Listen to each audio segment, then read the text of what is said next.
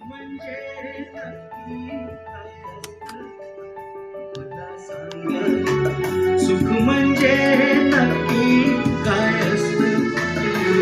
काय पुण्य असलं की ते घर बसल्या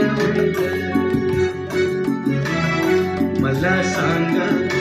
सुख म्हणजे नक्की काय असतं. काय पुण्य असलं की ते घर बसल्या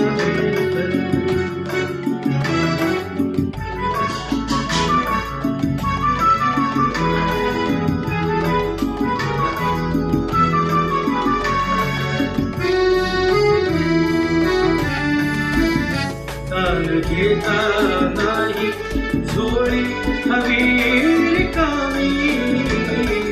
भरता भरता झोळी पुन्हा वाढलेली. आपण फक्त घेताना लाजायचं नसतं.